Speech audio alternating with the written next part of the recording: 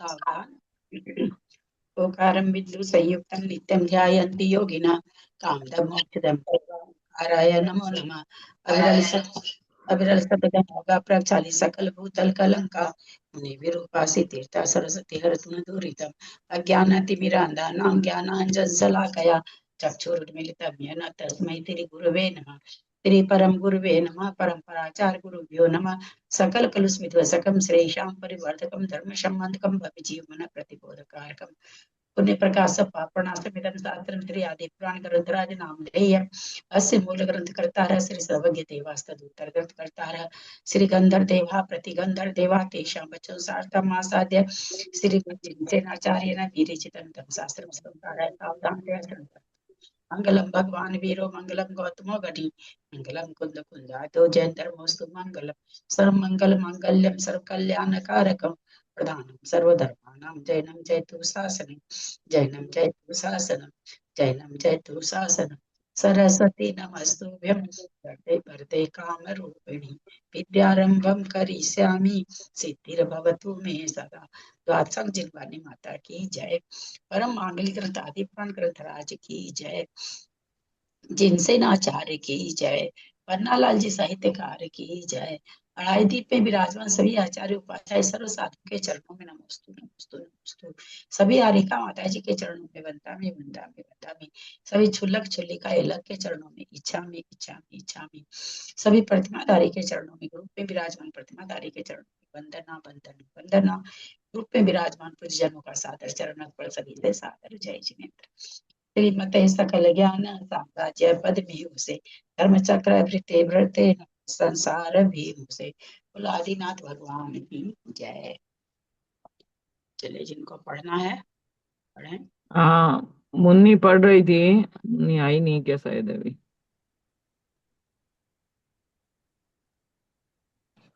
मुन्नी अभी आई नहीं है। तो उन्नी उसके बाद में अमराबाई पढ़े हैं फिर वह आई नहीं मम्मी है। का हाथ नहीं लगता, 12 दिन नहीं लगेगा तो तो मम्मी आप नहीं। पढ़ो फिर। आप पढ़ो फिर, हाँ, आपका नंबर है। कौन सा पेज नंबर? 351 में पहला नंबर से ना?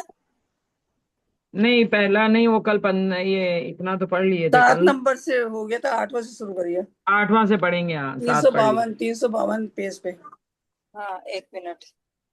8वां से पढ़ू ना? हाँ। हाँ, प्रणाम आंटी।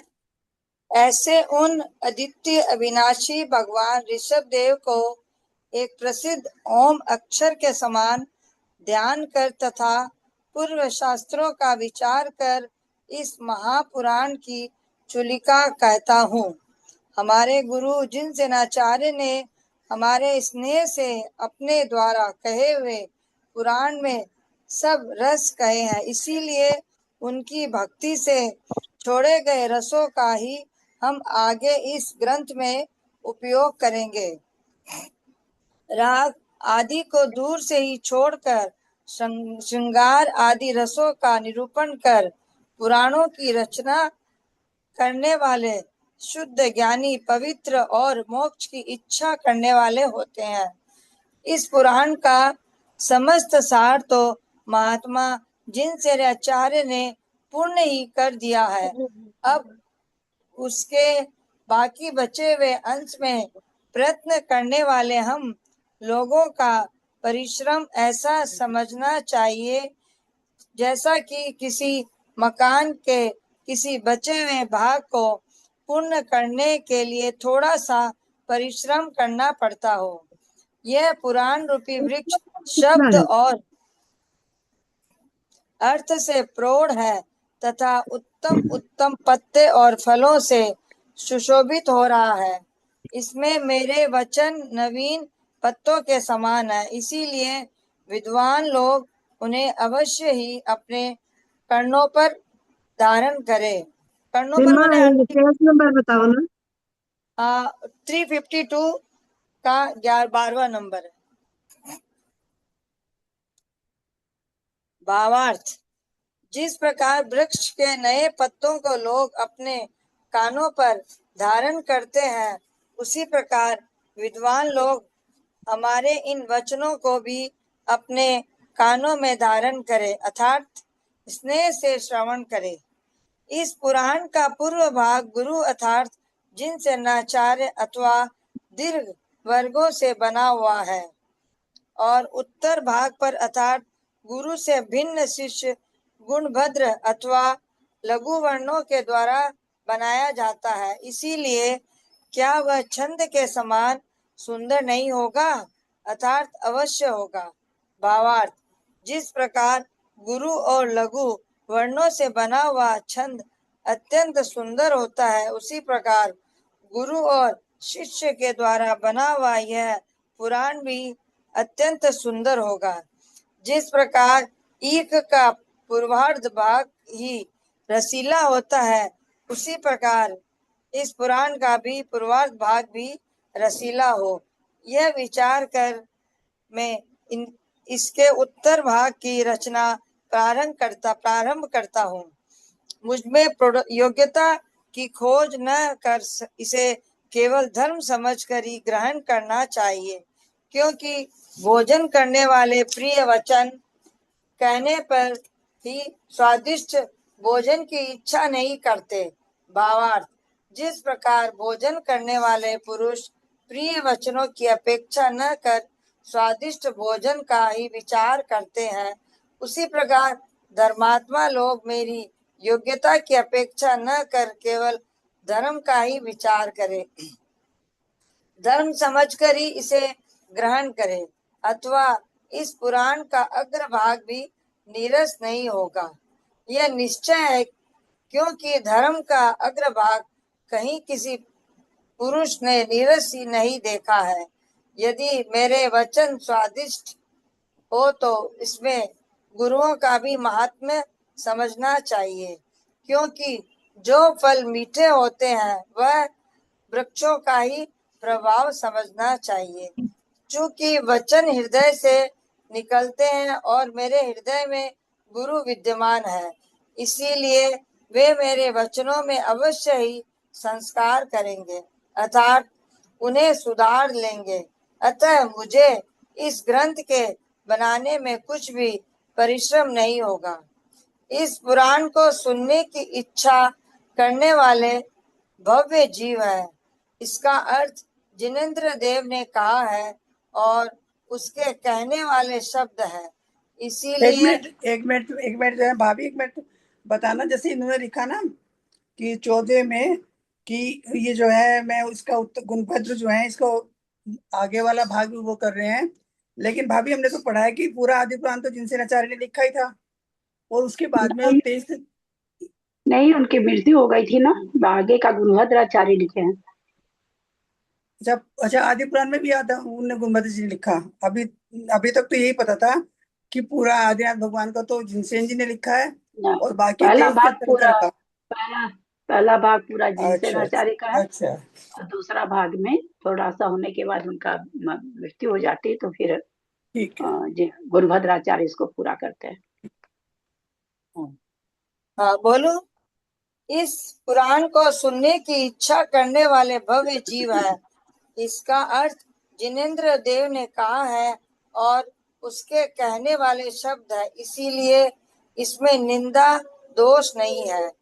गुणी लोग दोषों को भी गुण रूप से ग्रहण करते हैं और दोषी लोग गुणों की को भी दोष रूप से ग्रहण करते हैं। इस संसार में सम्यक ज्ञान और मिथ्या ज्ञान का एक ऐसा ही विचित्र महात्म्य है। सज्जन पुरुष गुणी लोगों के गुण ग्रहण कर गुणी हो, यह ठीक है, परंतु दुष्ट पुरुष अविद्यमान दोषों को ग्रहण कर दोषी हो जाते हैं। यह आश्चर्य की बात है। इस संसार में दुर्जन पुरुष सज्जनों पर इच्छा अनुसार क्रोध करने के योग्य है, क्योंकि वे उन दुष्ट के शत्रु स्वरूप अनाथ गुणों के आश्रय भूत है। भावार्थ, चूंकि सज्जनों के दुर्जनों के शत्रुभूत अनाथ गुणों को आश्रय दिया है, इसीलिए वे सीमा ने के ये सब का बड़ा महत्व होता है ना। हाँ ने के ऐसे नहीं होता है, कितना गलत पड़ गई, क्योंकि सज्जनों के दुर्जनों के शत्रुभूत क्या पढ़ दिया सर, तुमने? हाँ सॉरी सज्जनों के, सॉरी, है ना? सज्जनों या ने, सज्जन के सॉरी, बारे में कह रहा जा, तुमने सज्जनों का मतलब हाँ कोई सज्जनों ने होगा, सॉरी आंटी। सज्जनों ने दुर्जनों के शत्रुभूत अनाथ गुणों को आश्रय दिया है, इसीलिए वे सज्जनों पर यदि क्रोध करते हैं तो उचित ही है।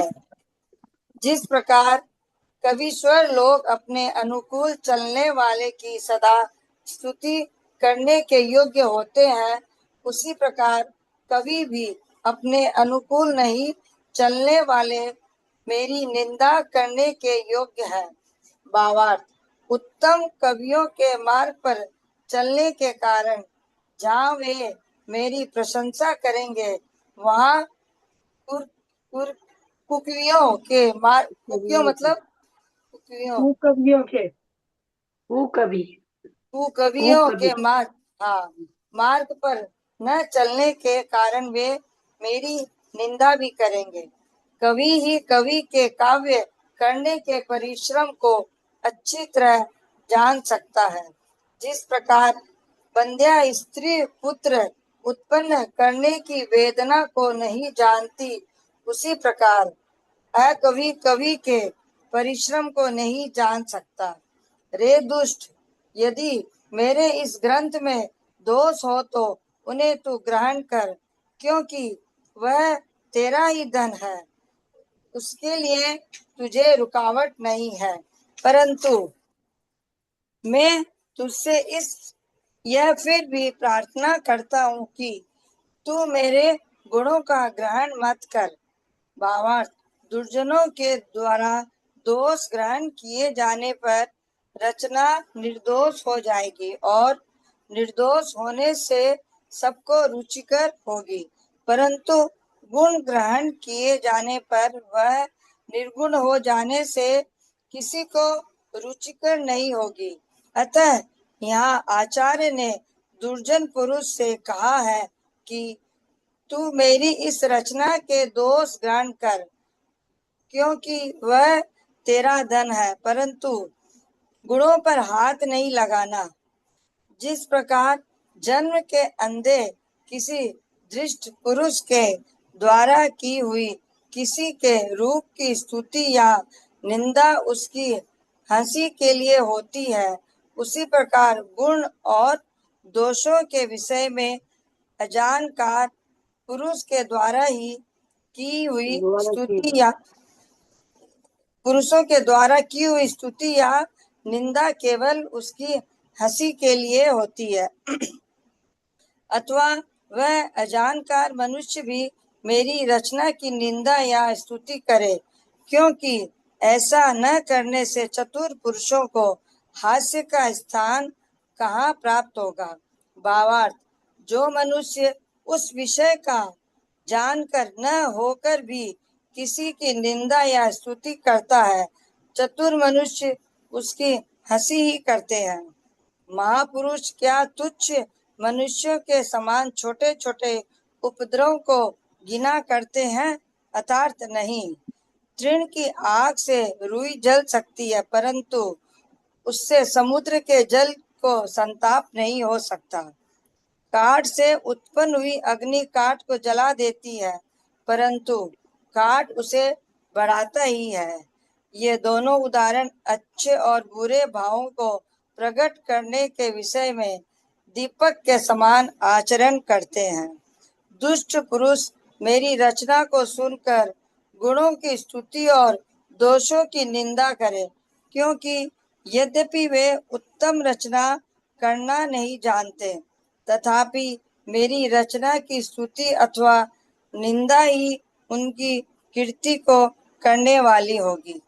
उत्तम कवि के वचन ठीक अर्जुन के बाणों के समान होते हैं, क्योंकि जिस प्रकार अर्जुन के बाण काम में लाने पर खोटे संस्कार वाले कर्ण को पाकर उसके हृदय को दुख पहुंचाते थे, उसी प्रकार उत्तम कवि के वचन काम में लाने पर खोटे संस्कार वाले कर्ण स्वर्ण इंद्रिया को पाकर हृदय को अत्यंत दुख पहुंचाते हैं। दीदी एक पहले प्रश्न है, शास्त्र चल रहा, क्या देख रहे हैं?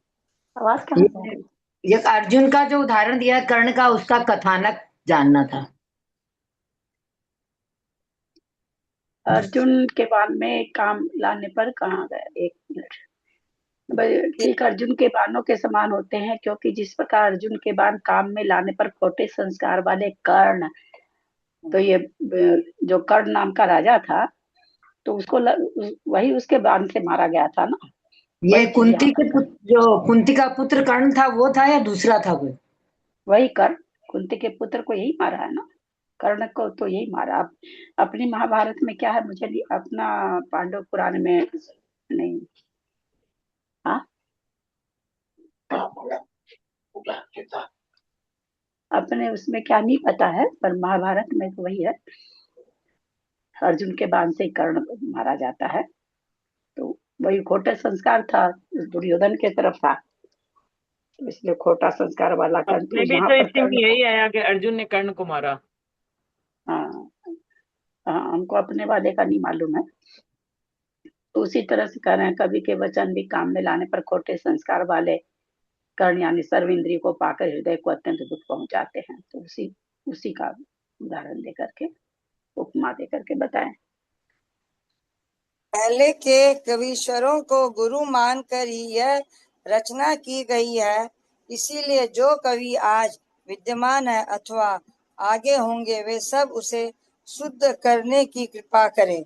जिस प्रकार रानी किसी उत्तम कन्या को केवल उत्पन्न करती है, उसका पालन पोषण दाय करती है, उसी प्रकार मेरी बुद्धि इस रचना को केवल उत्पन्न कर रही है। इसका पालन पोषण दाय के समान कवीश्वरों की बुद्धि ही करेगी। मेरे इस काव्य को पंडित जन ही ग्रहण करेंगे, अन्य मूर्ख लोग भले ही ग्रहण न करें, क्योंकि जिन्होंने पुण्य नहीं किया है, ऐसे दरिद्र पुरुष क्या अमूल्य रत्नों को खरीद सकते हैं? अर्थात नहीं। पुरुषोत्तम नारायण अथवा उत्तम मनुष्य आगम रूपी समुद्र से उत्पन्न हुए इस धर्म रूपी महारत्न को कौस्तुभ मणि से भी अधिक मानकर अपने हृदय में धारण करें। पंडित जन काम रूपी पात्र की अंजलि बना इस धर्म रूपी रसायन को पीकर अजर अमरपना प्राप्त करने के लिए उद्यम करें। मुझे यह निश्चय है कि मैंने एक मिनट यह पंडित जन काम रूपी नहीं, कान रूपी चाहिए। कान होगा, कान हाँ, कान काम चाहिए। अच्छा, हाँ, काम नहीं होगा, कान होगा, कान रूपी। अच्छा,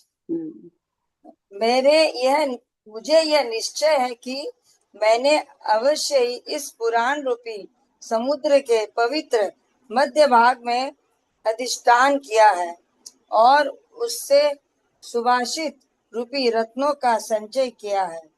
यह पुराण रूपी समुद्र अत्यंत गंभीर है, इसका किनारा बहुत दूर है।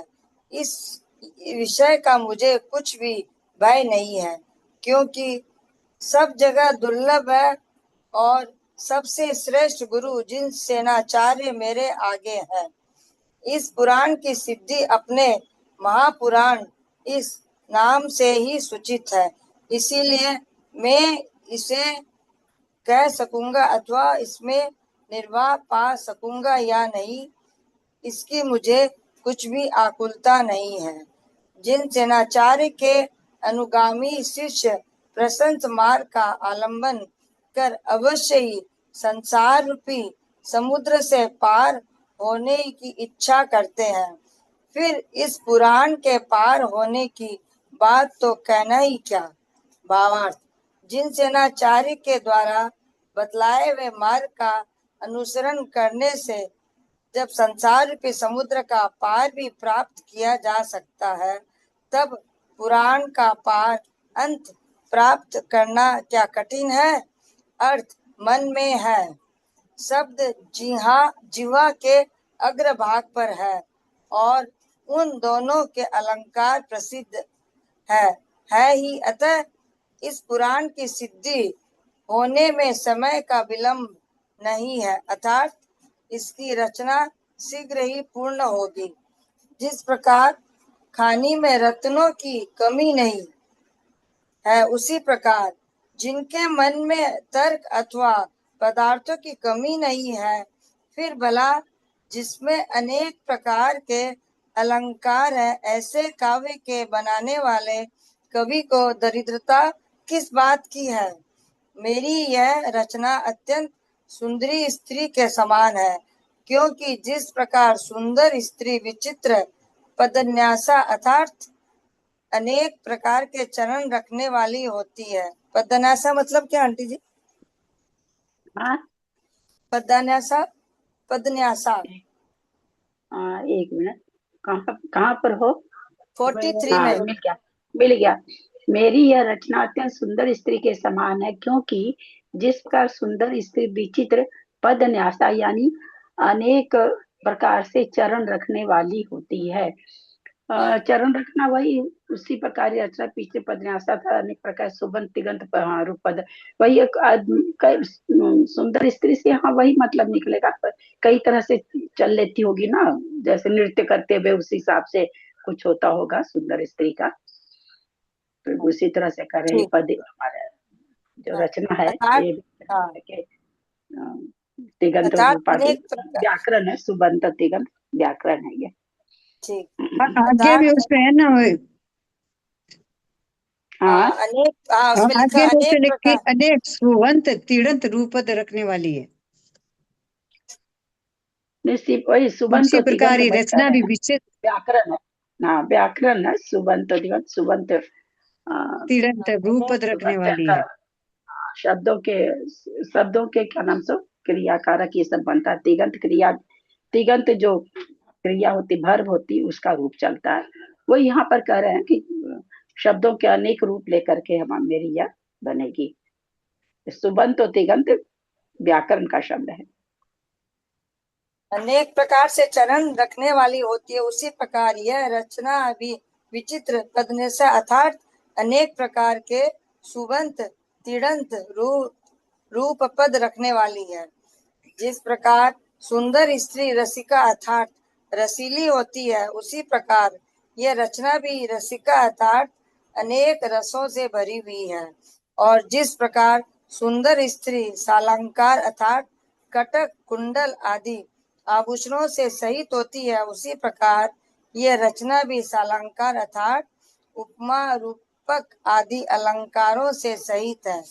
इस प्रकार मेरी यह रचना सुंदरी स्त्री के समान भला किसके मनोरथ की सिद्धि के लिए न होगी। भावार्थ, इसके पढ़ने से सबके मनोरथ पूर्ण होंगे।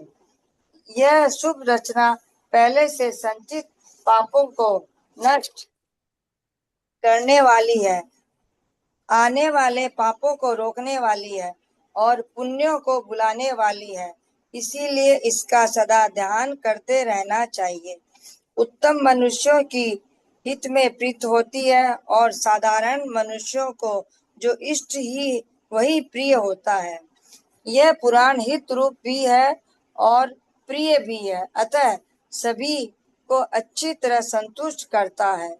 यह तैयार हुआ पुराण अवश्य ही इस संसार में युगांतर तक स्थिर रहेगा। इस प्रकार जिसे उत्साह प्रकट हुआ है, ऐसा मैं अब प्रकृति कथा का प्रारंभ करता हूँ। इस प्रकार पीठिका समाप्त हुई। अथानंतर राजा श्रेणिक भगवान ऋषभ देव के उत्तम चरित्र रूपी अमृत को पीकर हाथ में लगे हुए की तरह उसके शेष भागों को भी आस्वादन करने की इच्छा करता हुआ अत्यंत उत्कंठित हो उठा। उसके सभा के बीच में खड़े होकर हाथ जोड़े। उसने सभा के बीच में खड़े होकर हाथ जोड़े, कुछ सिर झुकाकर नमस्कार किया, फिर गौतम गंधर्व से इस प्रकार प्रार्थना की कि हे भगवान, मैंने आपके प्रसाद से श्री ऋषभदेव का यह उत्कृष्ट पुराण अच्छी तरह श्रवण किया है। जिस प्रकार भगवान ऋषभदेव इस पुराण के अंत में निर्वाण को प्राप्त होकर सुखी हुए हैं, उसी प्रकार मैं भी इसे सुनकर अत्यंत सुखी हुआ हूँ। ऐसा सुना जाता है कि भगवान ऋषभ देव के तीर्थ में सब राजाओं में श्रेष्ठ जय कुमार नाम का वह राजा हुआ था, जिसने अक्रकीर्ति को भी जीता था और जिसका प्रताप आज भी पृथ्वी पर प्रसिद्ध है। दिग्विजय के समान मेघ कुमार को जीत लेने पर जिसके लिए स्वयं महाराज भरत ने वीरपट निकाल कर बांधा था, जिस प्रकार तीर्थंकरों में ऋषभ देव, चक्रवर्तियों में सम्राट भरत और दान तीर्थों की प्रवृत्ति करने वालों में राजा श्रेयांस सर्वप्रथम है, उसी प्रकार जो स्वयंवर की विधि चलाने में सर्वप्रथम हुआ है, जिसने युद्ध में प्रतिज्ञा कर भी ऋषभ देव के पोते अक्रकीर्ति को अकेले ही लीला मात्र में जीत कर बांध लिया था, तथा ऋषभ देव एक कुंभ दृढ़ शतघनु देव शर्मा देव भाव नंदन सोमदत्त गुणों से श्रेष्ठ सूरदत्त वायु शर्मा यशो बाहु देवाग्नि अग्निदेव अग्निगुप्त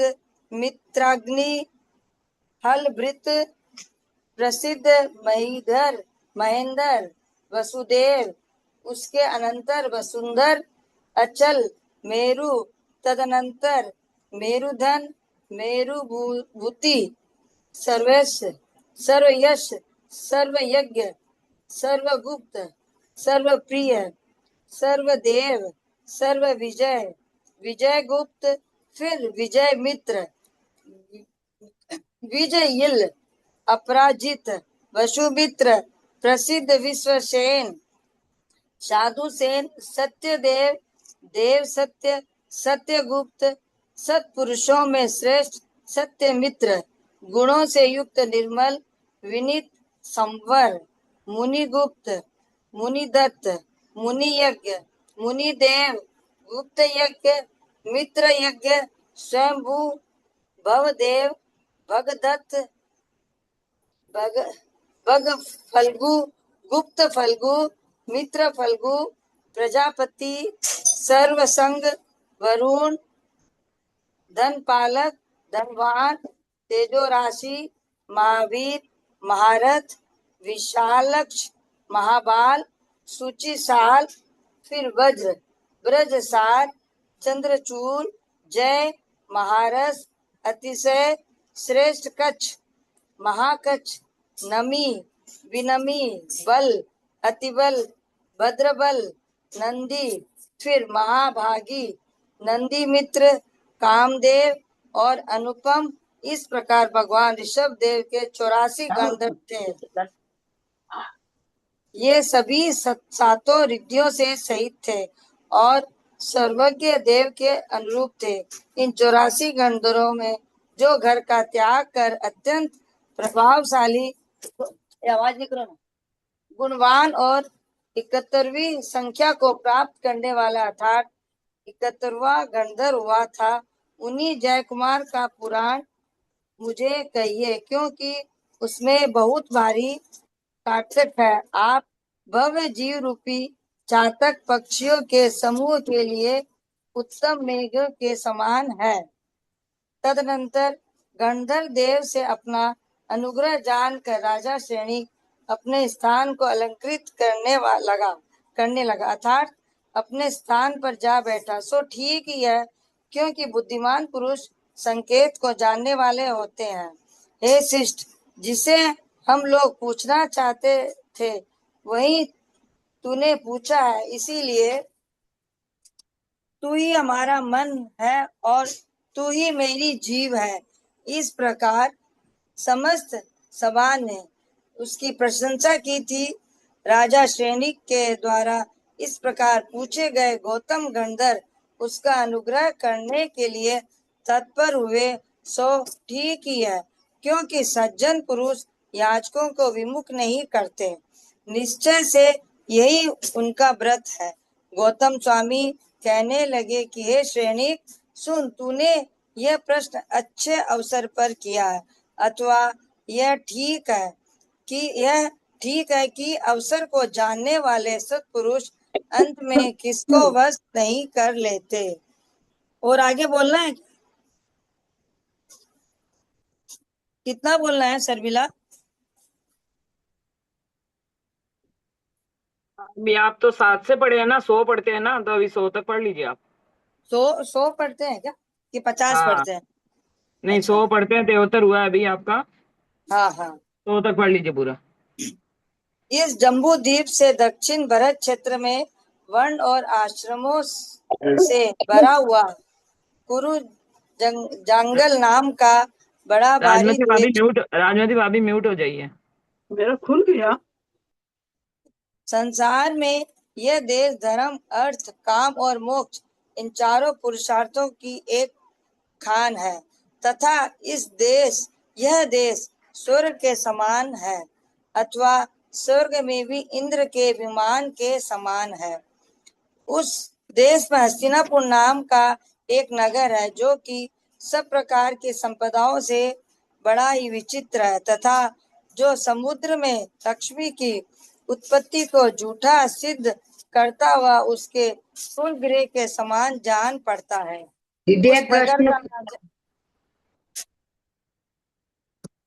उस नगर का राजा सोमप्रभ था जो कि ठीक चंद्रमा के समान जान पड़ता था, क्योंकि जिस प्रकार चंद्रमा अपने उत्तम कर अर्थात किरणों से कुवलय अर्थात कुमुदों को आनंदित विकसित करता हुआ बुध अर्थात बुध ग्रह के आश्रित रहता है, उसी प्रकार वह राजा भी अपने उत्तम कर अर्थात टैक्स से कुवलय अर्थात महीमंडल को आनंदित करता हुआ बुध अर्थात विद्वानों के आश्रय में रहता था। उस राजा की लक्ष्मीवती नाम की अत्यंत सुंदरी पतिव्रता स्त्री थी जो कि ऐसी जान पड़ती थी मानो उसकी लक्ष्मी का तिरस्कार न कर वक्ष स्थल पर निवास करने वाली दूसरी ही लक्ष्मी हो। जिस प्रकार बुद्धि और पराक्रम से जय अर्थात विजय उत्पन्न होती है, उसी प्रकार उन लक्ष्मीवती और सोमप्रभ के जय अर्थात जय कुमार नाम का पुत्र उत्पन्न हुआ जो कि जन्म से ही गुणों द्वारा उपार्जन की हुई लक्ष्मी और कीर्ति को विस्तृत कर रहा था। राजा सोमप्रभ के विजयों को आदि लेकर और भी 14 पुत्र उत्पन्न हुए थे जो कि संख्या में समान होने पर भी गुणों के द्वारा कुलकरों को उल्लंघन कर रहे थे। जिस प्रकार अतिशय सुंदर विशेष कलाओं में चंद्रमा सुशोभित होता है, उसी प्रकार अपने तेज को बढ़ाने वाले अतिशय सुंदर और विशेष कलाओं को धारण करने वाले उन 15 पुत्रों से राजा धीराज सोमप्रभ सुशोभित हो रहे थे। जिस राज्य का राजा सोमप्रभ था, लक्ष्मीवती रानी थी, प्रिय छोटा भाई श्रेयांश था और बड़ा राजपुत्र जय कुमार था। भला वह राज्य किसके द्वारा पूज्य नहीं होता, जिस पर पुत्र रूपी शाखाओं का विस्तार है। ऐसा वह राजा सोमप्रभ रूपी कल्प वृक्ष पुण्य संचय करने वाले अन्य पुरुषों को तथा स्वयं अपने आप को भोग्य था। यह आश्चर्य की बात है। भावार्थ, पुत्रों द्वारा वह स्वयं सुखी था तथा अन्य सब लोग भी उनसे सुख पाते थे। अतःनंतर किसी समय पदार्थों के यथार्थ स्वरूप को जानने वाले राजा सोमप्रभ संसार, शरीर, भोग और भाइयों को क्रमशः अनित्य, अपवित्र, दुख स्वरूप और अपने से भिन्न मानकर विरक्त हुए तथा कभी नष्ट न होने वाले अनंत वीर आदि गुणों से श्रेष्ठ मोक्ष रूपी राज्य के पाने में उत्सुक हो सूरवीर तथा धुरंधर जय कुमार को राज्य सौंपकर भगवान ऋषभ देव के समीप गए। वहां अपने छोटे भाई श्रेयांश के साथ दीक्षा लेकर मोक्ष सुख का अनुभव करने लगे। जिस प्रकार वे पहले यहाँ अपने छोटे भाई के साथ राज्य सुख का उपभोग करते थे, उसी प्रकार मोक्ष भी अपने छोटे भाई के साथ वहां का सुख उपभोग करने लगे। भावार्थ, दोनों भाई मोक्ष को प्राप्त हुए। इधर श्रेष्ठ जयकुमार पिता के पद पर आसीन होकर पृथ्वी का पालन करने लगा और अपने बड़े भारी भोगों भोग भोगों भोगों भोगों को बांटकर छोटे भाइयों के साथ साथ उसका अनुभव करने लगा। एक दिन वह जयकुमार क्रीड़ा करने के लिए नरक के बाहर किसी उद्यान में गया। उसने वहां विराजमान शीलगुप्त नाम के महामुनि के दर्शन कर उनकी 3 प्रदक्षिणाएं दी, बड़ी भारी भक्ति के साथ साथ नमस्कार किया, स्तुति की, प्रीति पूर्वक धर्म सुना और फिर उनसे आज्ञा लेकर नगर को वापस लौटा। उसी वन में सांपों का एक जोड़ा रहता था। उसने भी राजा के साथ साथ धर्म श्रवण कर उसे अमृत मान बड़े प्रेम से दया रूपी रस का पान किया था। किसी समय वर्षा ऋतु के प्रारंभ में प्रचंड ब्रज के पड़ने से उस जोड़े में का वह सर्प शांति धारण कर मरा हुआ, जिसने नाग कुमार जाति का देव हुआ। किसी दूसरे दिन वही राजा जयकुमार हाथी पर सवार होकर फिर उसी वन में गया। वहां अपने साथ साथ मुनिराज से धर्म श्रवण करने वाले सर्पणी को काकोदर नाम के किसी विजातीय सर्प के साथ देखकर बहुत ही कुपित हुआ तथा उन दोनों सर्पणी को धिक्कार देकर क्रीड़ा के नील कमल से उन दोनों का ताड़न किया। वे दोनों वहां से भागे, किंतु पैदल चलने वाले सेना के सभी लोग भागते हुए उन दोनों को लकड़ी तथा ढोल से मारने लगे। सो उचित ही है, क्योंकि इस संसार में दुराचारी पुरुषों पर कौन क्रोध नहीं करता है। उन गांवों के द्वारा दुख से व्याकुल हुआ वह पापी सर्प उसी समय मरकर गंगा नदी में काली नाम का जल देवता हुआ, जिससे भारी पश्चाताप हो रहा है। ऐसी वह सर्पिणी हृदय में निश्चल धर्म को धारण कर मरी और मरकर अपने पहले के पति नाग कुमार देव की स्त्री हुई। वहां जाकर उसने उसे राजा के द्वारा अपने मरण की सूचना दी। वह नाग कुमार देव भी उसे देखकर क्रोध से ऐसा मारने लगा कि इस दुष्ट राजा के अहंकार से उस बेचारी सर्पिणी को व्यर्थ ही मार दिया। उस मूर्ख ने इसे विधवा जाना, यह न जाना कि इसका मेरा जैसा पति है, इसलिए मैं जब तक इसका प्राण हरण न करूं तब तक सर्प नागकुमार कैसे कहला सकता हूँ। ऐसा सोचता हुआ वह नागकुमार जयकुमार को काटने की इच्छा से शीघ्र ही उसके घर आया। सो ठीक ही है, क्योंकि तिर्यंच भी स्त्रियों का प्रभाव सहन नहीं कर सकते। जयकुमार रात्रि के समय शयनागार में अपनी रानी श्रीमती से कह रहा था कि हे प्रिय, आज मैंने एक कौतुक देखा है, उसे सुन। ऐसा कहकर उसने उस सर्पिणी की सब कुचेष्टाएं कही। प्रणाम आंटी। ये कौतुक का मतलब क्या? कौतुक देखा है? आश्चर्य। मुन्नी पढ़े आगे क्लास में हाँ दीदी है क्या अभी? पूछना था हाँ उनसे कुछ। हाँ है ना, दीदी है ये दीदी। कहाँ से गया? ये 46 के नीचे वाले में इसने लिखा, उसी प्रकार जो स्वयंवर की विधि चलाने में सर्वप्रथम था, जिसने युद्ध में प्रतिज्ञा कर ऋषभदेव के पोते अर्क कीर्ति को अकेले ही लीला मात्र में जीत कर बांध लिया था। ये जयकुमार के लिए आया है क्या? जयकुमार का तो अलग है ना। कहाँ एक बार वापस से ये कहाँ पर आगे है? कुछ दिया नहीं ना ये। कहाँ पर है जयकुमार की साथ तारीफ करने? कहाँ पर से बोल रहे हैं? ये 46वां जहाँ पीठिका खत्म होती है ना, उसमें ये नंबर चालू होते हैं ना, ऋषभ चैन को उसके पहले 46। दिग्विजय के समय में कुमार को जीत लेने के लिए उसने स्वयं महाराज भरत ने वीर पट्ट निकालकर बांधा था। जिस प्रकार चक्रवर्तियों में भरत और राजा में दान में राजा श्रेयांश प्रथम है। उसी प्रकार जो स्वयंवर की विधि चलाने में सर्वप्रथम हुआ, तो स्वयंवर की विधि किसने चलाई थी? जिसने युद्ध में प्रथम। इसी प्रकार जो स्वयंवर की विधि चलाने में सर्वप्रथम जिसने युद्ध में प्रत्यक्ष हाँ। कृति को अकेले ही लीला मात्र में बांध लिया था, जिसने युद्ध में प्रतिज्ञा कर वृषभ देव के पोते अर्क कीर्ति को ऊपर क्या करा, तीर्थ में सब राजाओं में श्रेष्ठ जय कुमार राजा जिसने अर्क कीर्ति को जीता था। अर्क कीर्ति उसका पोता हुआ। ये फिर क्या कह रहे हैं, ये जय कुमार तो शायद इनका वो है ना, क्योंकि ये जिसने वर्ड आया ना उसमें उसका नाम नहीं दिया पर्टिकुलर, आगे पूरी ये कथा चला दी, इसलिए पूछा।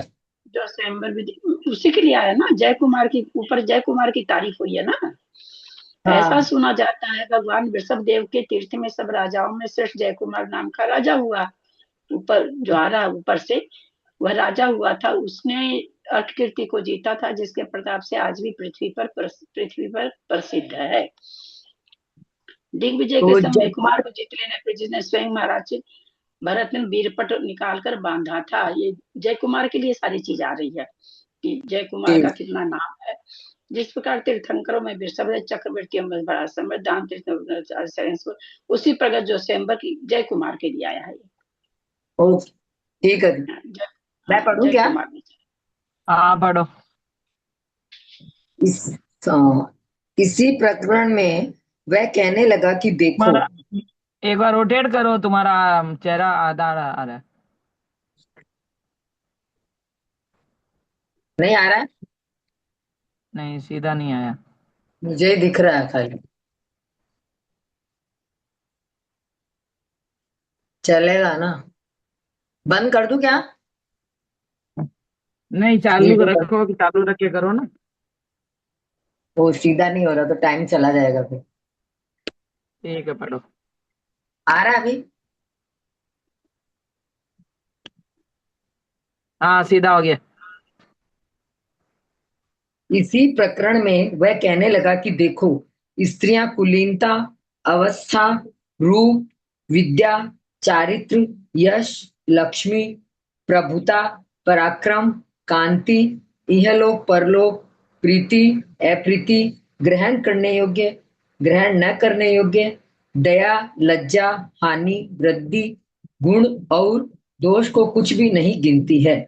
धन के द्वारा धर्म और काम का संचय करना चाहिए, यह तो समीचीन मार्ग है, परंतु स्त्रियां धर्म और काम से धन खरीदती है, अतः उनकी इस बढ़ी हुई लोलुपता को धिक्कार हो। विष बिच्छू ने पीछे और सांप के आगे रहता है, विष बिच्छू के पीछे और सांप के आगे रहता है, परंतु जिनकी इच्छाएं दुष्ट हैं ऐसी स्त्रियों के सभी और विषम विष भरा रहता है। खोटी श्रुतियों के समान इन स्त्रियों के सत्याभास नमस्कारों से जो बुद्धिमान नहीं ठगे जाते हैं, इनसे बचे रहते हैं। इनसे बचे रहते हैं वे ही मुक्ति रूपी स्त्री के वल्लभ होते हैं।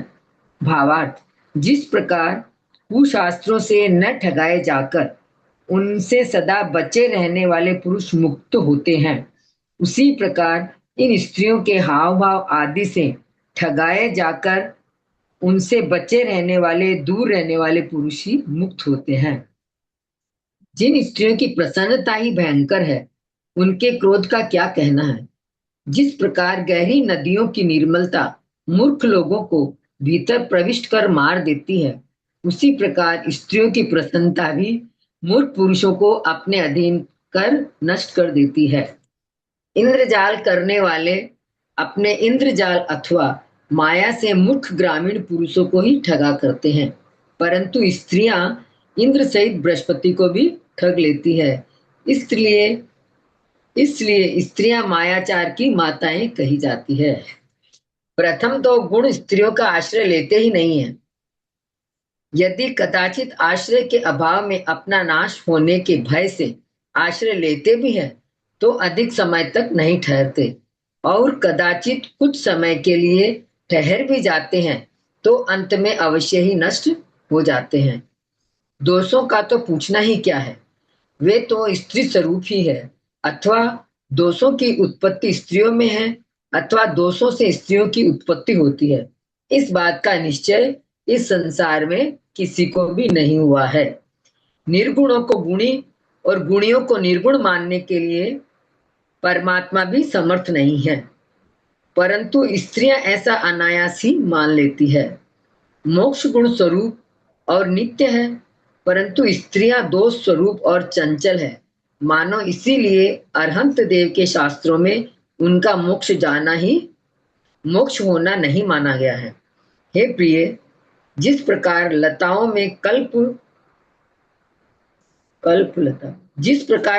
में कल्पलता दुर्लभ है, उसी प्रकार स्त्रियों में लक्ष्मी, सरस्वती, कीर्ति, मुक्ति और तू ये प्रसिद्ध स्त्रियां अत्यंत दुर्लभ है।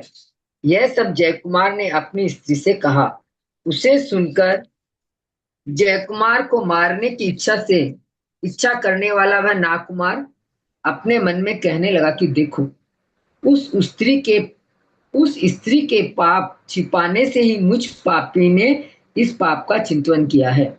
कार्य के जानने वाले पुरुषों को सज्जनों के वचनों पर भी एक बार पुनः विचार करना चाहिए। फिर त्याग करने योग्य स्त्रियों के वचनों की तो बात ही क्या है, उन पर तो अवश्य ही विचार करना चाहिए, परंतु कामी जनों को यह विचार कहाँ हो सकता है। यह भव्य जीव इसी भव में संसार का नाश करने वाला होगा, इसलिए इसे अन्य लोगों से कुछ भय होने वाला नहीं है, बल्कि जो इसे भय देना चाहते हैं उन्हें ही यह भय है। मैं कहाँ और यह धर्म कहाँ? यह धर्म भी मुझे इसी के संसर्ग से प्राप्त हुआ है, इसलिए इस संसार में मुझे मोक्ष प्राप्त होने तक सज्जनों के समागम के सिवाय अन्य कुछ कल्याण करने वाला नहीं है। ऐसा विचार कर वह नागकुमार क्रोध रहित हुआ। उपकार को जानकर उसने अमूल्य रत्नों से स्वयं जयकुमार की पूजा की। उसे मारने आदि के जो विचार हुए थे वे सब उससे कहे और अपने कार्य में मुझे स्मरण करना, इस प्रकार कहकर वह अपने स्थान को लौट गया। सो ठीक ही है, क्योंकि जिसका पुण्य तेज है उसका मारने वाला भी कल्याण करने वाला ही बन जाता है। व्यक्त पराक्रम को धारण करने वाला वह जयकुमार चक्रवर्ती भरत महाराज के साथ साथ सब दिशाओं पर आक्रमण कर और अनुक्रम से इधर उधर का फिरना बंद कर संयमी के समान शांत भाव का आश्रय करने लगा, जो सौम्य होने पर भी प्रज्वलित प्रताप का धारक था, निर्गुण होकर भी गुणाकर था और सुसर्वांग होकर भी अनंगाभ था। ऐसा वह जयकुमार सुख से अपने नगर में निवास करता था। अथानंतर उसी भरत क्षेत्र में एक प्रसिद्ध और बहुत बड़ा काशी नाम का देश है, जो कि ऐसा विदित होता है मानो काल रूपी लुटेरे के भय से भोग भूमि ही आकर एक जगह एकत्रित हो गई हो। वहां पर कहीं कहीं उस समय भी कल्पलताओं से घिरे हुए वृक्षों के समान अनेक प्रकार के वृक्ष विद्यमान थे। चूंकि अपनी अभिष्ट वस्तुओं को प्राप्त कर उनका उपभोग उसी देश में किया जाता है, इसलिए मैं ऐसा समझता हूं कि वह काशी देश निसंदेह स्वर्ग और मोक्ष को जीतने वाला था। उस काशी देश में एक वाराणसी नाम की नगरी थी, जो कि अपने अपरिमित राजभवनों से अमरपुरी को जीतकर उसके विमानों की हंसी करती हुई सी जान पड़ती थी। जिसने पूर्व जन्म में पाप कर्मों का संचय किया है, ऐसा जीव उस वाराणसी नगरी में उत्पन्न होने योग्य नहीं था, तथा उसमें उत्पन्न हुआ जीव परमात्मा से भी क्या कभी मन में भी पापी हो सकता था, अर्थात नहीं। इस तरह भूत, भविष्यत और वर्तमान संबंधी तीनों भावों के कल्याण को सूचित करने वाली वह नगरी जिनवाणी के समान दूसरी जगह रहने वाले शिष्य लोगों को भी धर्म मार्ग में प्रवृत्त कराती थी।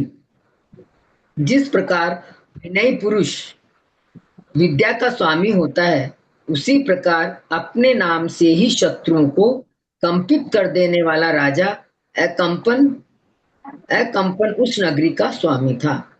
जिस प्रकार विद्या अपने अभिलषित पदार्थों को देने वाली होती है, उसी प्रकार वह नगरी भी अभिलषित पदार्थों को देने वाली थी। पूर्व जन्म में पुण्य उपार्जन करने वाले उस राजा की नीति केवल लक्ष्मी के बढ़ाने और उसकी रक्षा करने में ही काम नहीं आती थी, किंतु धर्म और काम के विषय में भी उसका उपयोग होता था। वह राजा केवल प्रजा से कर वसूली नहीं करता था, किंतु उसे कुछ देता भी था, और केवल दंड ही नहीं देता था, अपितु रक्षा भी करता था। इस प्रकार धर्म द्वारा विजय प्राप्त करने वाला वह राजा समस्त प्रजा का पालन करता था। राजा अकंपन के कुल का बड़प्पन यही था कि भरत महाराज परमात्म पद को जिस प्रकार भगवान वृषभदेव को पूज्य मानते थे, उसी प्रकार गृहस्थाश्रम में उसे पूज्य मानते थे। उसके सुप्रभा नाम की देवी थी, जो कि चंद्रमा के प्रभा के समान थी। जिस प्रकार चंद्रमा अनेक कलाओं का आश्रय हो अपनी प्रभा से कुमुदा बोध अर्थात कुमुदनियों का विकास करता हुआ प्रसन्न रहता है, उसी प्रकार वह राजा भी अनेक कलाओं विद्याओं का आश्रय हो अपनी सुप्रभा देवी से कुमुदा बोध अर्थात पृथ्वी के समस्त जीवों के आनंद का विकास करता हुआ प्रसन्न रहता था। उत्तम संतान उत्पन्न करने वाली वह पतिव्रता सुप्रभा देवी जिस प्रकार राजा को आनंदित करती थी, उसी प्रकार लक्ष्मी भी उसे आनंदित नहीं कर सकी थी। सो ठीक ही है, क्योंकि जिस प्रकार अच्छे फल देने वाली उत्तम लताएं प्रिय होती है, उसी प्रकार उत्तम पुत्र उत्पन्न करने वाली स्त्रियां भी प्रिय होती है। जिस प्रकार पूर्व दिशा से अपनी कांति के द्वारा समस्त दिशाओं को प्रकाशित करने वाली सूर्य की किरणें उत्पन्न होती हैं, उसी प्रकार उस सुप्रभा देवी से नाथ वंश के अग्रगण्य राजा अकंपन के अपनी दीप्ति अथवा तेज के द्वारा दिशाओं को वश करने वाले 1000 पुत्र उत्पन्न हुए थे। हेमांगद, सुकेतुश्री और सुकांत आदि उन पुत्रों से घिरा हुआ वह राजा ऐसा सुशोभित होता था जैसे कि सामान्य देवों से घिरा हुआ इंद्र सुशोभित होता है। जिस प्रकार हिमवान पर्वत और पद्म नाम की सरसी से गंगा और सिंधु ये दोनों नदियां निकलती है, उसी प्रकार राजा अकंपन और रानी सुप्रभा के सुलोचना अथवा लक्ष्मीमती ये उत्तम लक्षणों वाली कन्याएं उत्पन्न हुई थी। वह बालिका सुलोचना लक्ष्मी के समान सबके मन को आनंदित करने वाली थी और अपने कला रूपी गुणों के द्वारा चांदनी के समान वृद्धि को प्राप्त होती हुई सुशोभित हो रही थी। जिस प्रकार शुक्ल पक्ष की रात्रि चंद्रमा की रेखाओं की अत्यंत मनोहर कलाओं को बढ़ाती है, उसी प्रकार सुमित्रा नाम की धाय उस सुलोचना की अतिशय मनोहर कलाओं को बढ़ाती थी, उसके शरीर का लालन पालन करती थी। राग अर्थात लालिमा उस सुलोचना के चरण कमलों का आश्रय पाकर स्वयं रागी अर्थात राग करने वाला अथवा लाल गुण से युक्त हो गया था। सो ठीक ही है, क्योंकि अपने योग्य स्थान का आश्रय किसके राग के लिए नहीं होता है। आश्चर्य है कि उसके नख रूपी चंद्रमा की चांदनी दोनों चरण कमलों के अनुकूल रहकर भी समस्त कुवलय अर्थात कुमुदनियों को अथवा पृथ्वी मंडल के आनंद को निरंतर विकसित करती रहती थी। भावार्थ, चांदनी कभी कमलों के अनुकूल नहीं रहती, वह उन्हें निमीलित कर देती है, परंतु सुलोचना के नख रूपी चंद्रमा की चांदनी उनके चरण कमलों के अनुकूल रहकर भी कुवलय नील कमल को विकसित करती थी। यह आश्चर्य की बात थी। उसके दोनों पैरों की अंगुलियां नखों की किरणों से ऐसी अच्छी जान पड़ती थी मानो मेरे वेग इतने ही हैं, यही समझकर कामदेव ने ही स्थापन की हो।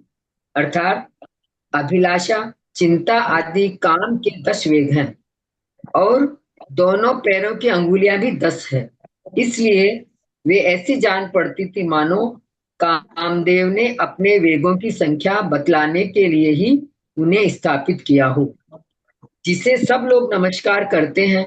ऐसा जयकुमार भी जिन्हें बड़े स्नेह से नमस्कार करेगा। ऐसे उनके दोनों चरण कमलों में जो शोभा थी, वह क्या कमलों में हो सकती है? अर्थात नहीं। जिसकी दोनों जंघाएं न स्थूल थी, न कृष्ण थी, न सीधी थी, न टेढ़ी थी, न मिली हुई थी, और न दूर दूर ही थी। उसकी दोनों जंघाओं की शोभा निराली ही थी। उसके करधनी पहनने के स्थान नितंब स्थल को देखकर ही मानो स्थूल परस्पर में मिले हुए और कामदेव के गर्भगृह संबंधी दरवाजों से खंभों की लकड़ी के समान दोनों उरु बनाए गए थे।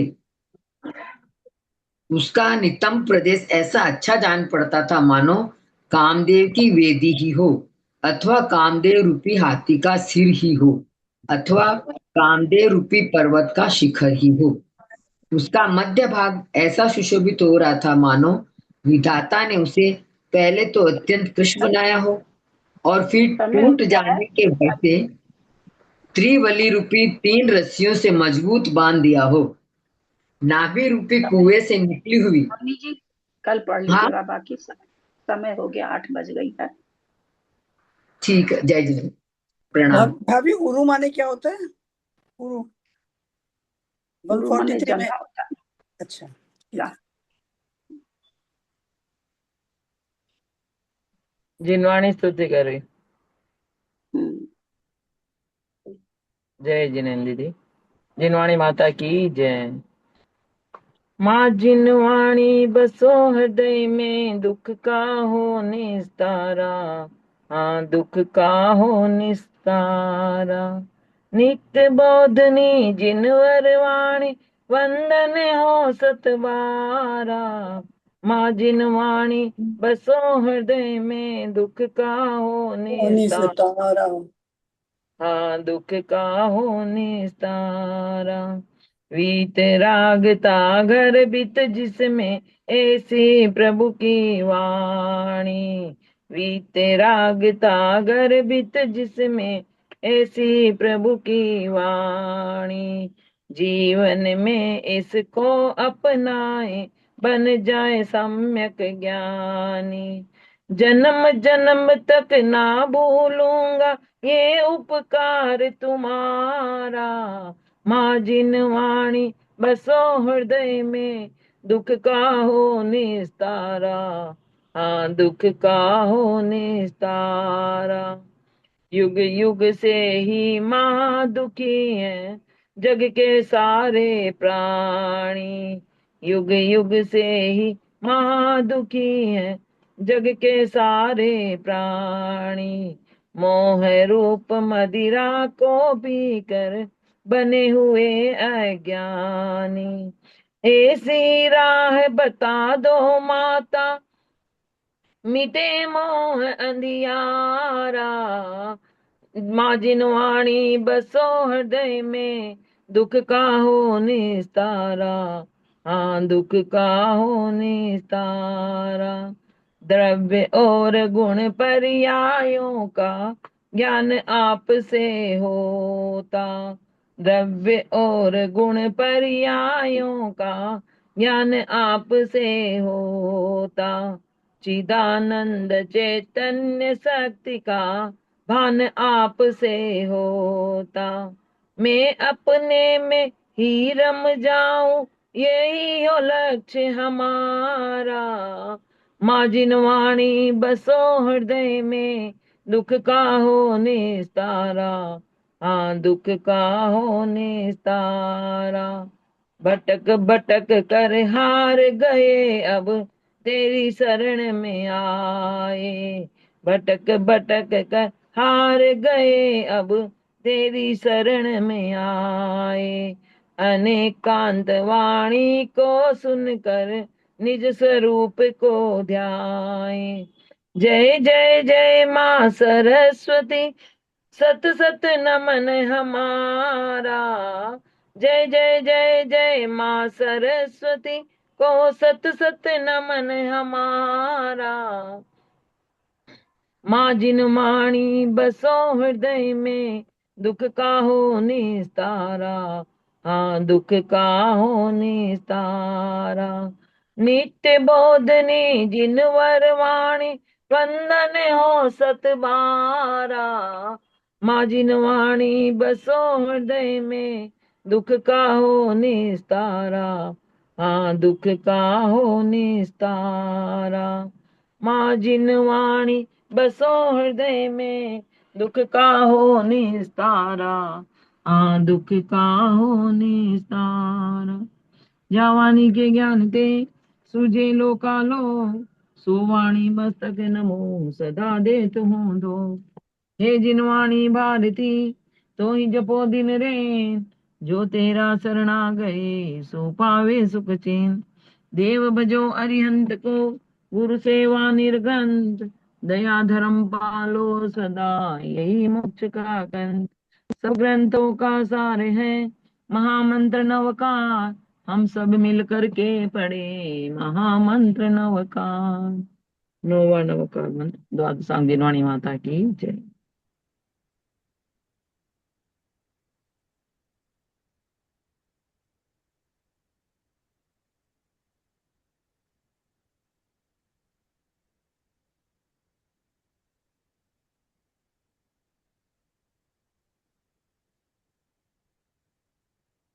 बहुत बढ़िया प्रतिमा रानी को स्तुति गाई है प्रणाम। दिनवाणी की, बहुत अच्छी लगी।